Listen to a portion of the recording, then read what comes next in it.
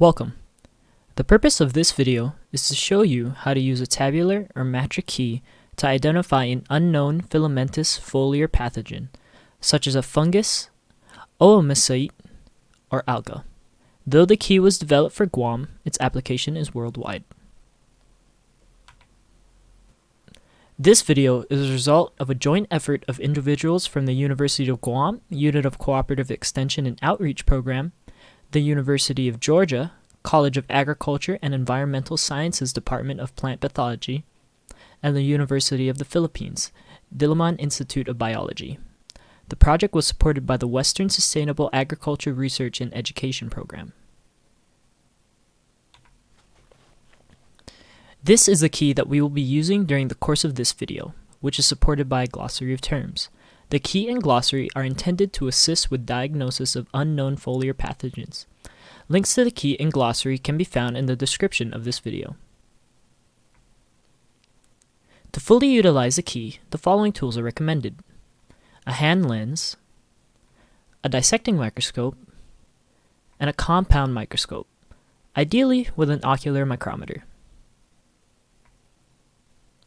The Guam key consists of 4 components: a list of type specimens, descriptors consisting of morphological characters and foliar diseases, and the main body of the key, which consists of the various states of the morphological characters.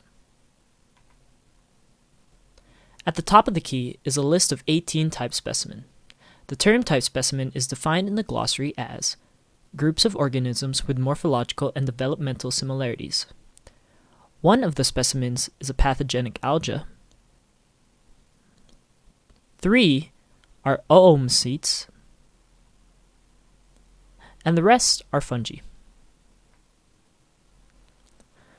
In the far left column are the descriptors. The top section describes the various morphological features of the type specimens. The bottom section of the descriptor column lists the disease names commonly associated with each type specimen. These morphological characters are used to describe each individual type specimen. The full definitions of these terms can be found in the glossary.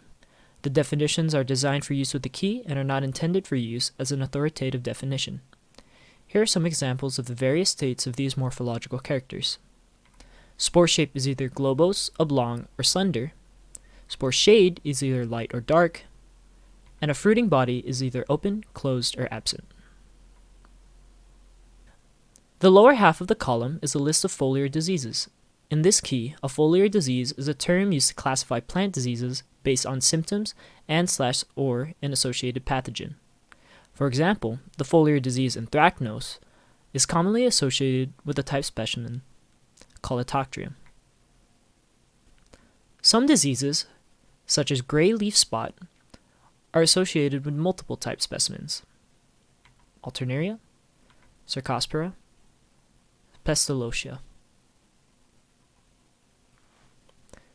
Before we dive into using the full key, let's go over an example using a portion.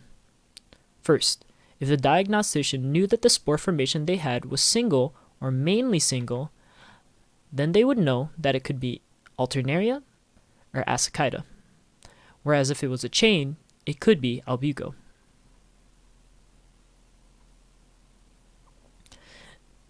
If the diagnostician, after looking at the spores, noticed that the spores were multicellular with both transverse and longitudinal cross walls, they would know that its spore cells were muriform, and that it could most likely be Alternaria. If they noticed none of the spores had cross walls, therefore single-celled, it could most likely be Albugo. Another example could be if a diagnostician knew the shade of the spores of the unknown pathogen were light in color. The diagnostician would now know the unknown could be Albugo or Ascochyta. Now that we've explained how the key is set up, let's go over how we distinguish the relative size of morphological characters. The first tool you can use are your eyes. For example, on the upper leaf surface, you can see the velvety, irregularly shaped orange-ish spots. Things that you can see using the unaided eye fall under relative size category E. Once you've identified features visible with the unaided eye, you can gather additional information with a hand lens, such as smaller features like barely visible chains of spore. You could then get a closer look using a dissecting microscope and see that the chains of spore are now clearly visible. Things that you can see using the hand lens fall under relative size category L, and with a dissecting microscope, category D. The compound microscope is necessary to distinguish very small morphological characters, such as the number of cells within a spore. For example, with a compound microscope, you can see the individual cells within Fusarium spores, and with a micrometer, you can measure these cells. Features only visible with a compound microscope fall under relative size category C. To increase the chances of finding key structures, samples should be observed fresh and, if possible, again after incubation in a moisture chamber for up to 12, 24, and 48 hours. Incubation often enhances the production of spores and other features. To make a moisture chamber, start by placing the sample in a bag or container with a moist paper towel and seal. If using a plastic bag, you may want to blow air into it to create a bubble. Humidity within a moisture chamber can reach 80 to 100%. Now, we'll go through an example using the picture on the left. What information can we gather just using the naked eye? We can see that the pathogen is in clumps. These clumps are the fruiting body of the pathogen. Since the fruiting body is visible to the naked eye, it would fall under relative size category E. Using a hand lens, it is more apparent that the pathogen does have open fruiting bodies. You can see individual pustules and their concentric pattern of development. Though you cannot see individual spores, you can tell that the spore shade is light, because in mass, they are light. Using a dissecting microscope, it is apparent that the spore formation is a chain.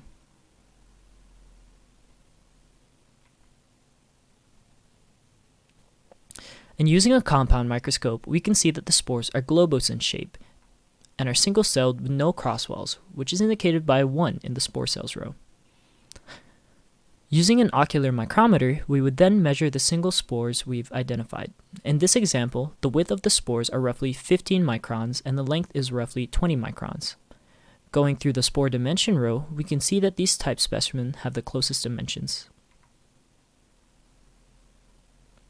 With all the information gathered, we can make a supporting diagnosis. The unknown has the most matching characteristics with the group Albugo. This is most likely our unknown pathogen. Now using the key, we can see that the pathogen Albugo commonly causes the disease white rust or white blister. Using this information, the diagnostician could, for example, recommend fungicide that would help combat the certain diseases that the group has caused. To support the simplified key to foliar pathogens of Guam, fact sheets were developed for 16 of the type specimen groups. Albugo was one of them. A link to these fact sheets can be found in the description. This is an additional example. This eggplant leaf has symptoms of an unknown disease caused by an unknown pathogen. With the unaided eye, we can see light brown leaf spots, and upon closer examination, black spots that most likely are closed fruiting bodies.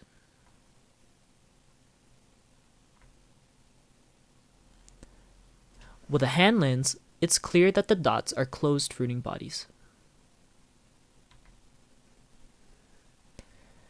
With a dissecting microscope, fruiting bodies are clearly seen. On close examination, you can see masses of spores exuding from many of the fruiting bodies. In mass, the color of these spores are white, therefore they can be marked as light.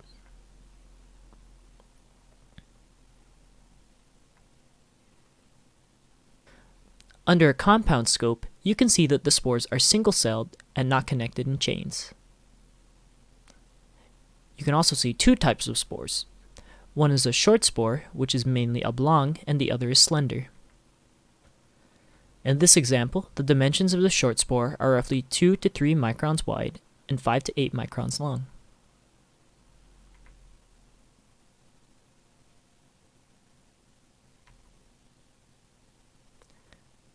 Now that we've gone through all the characteristics that we could identify, we can use the Unique Features row to help narrow down our options. We can see that this feature has the closest description to our unknown. Small slender conidia may accompany rounded conidia, which have oil drops. With all the information gathered, we can make a supporting diagnosis. The unknown has the most matching characteristics with Phomopsis. This is most likely our unknown pathogen. Now using the key, we can see that the pathogen Phomopsis commonly causes the disease leaf blight or leaf spot. For further information on the group that Phomopsis belongs to and the diseases they cause, refer to the supporting fact sheets. You can now use the simplified key to foliar pathogens. The University of Guam Cooperative Extension would like to thank you for taking the time to watch this video. Si Julius Maasi.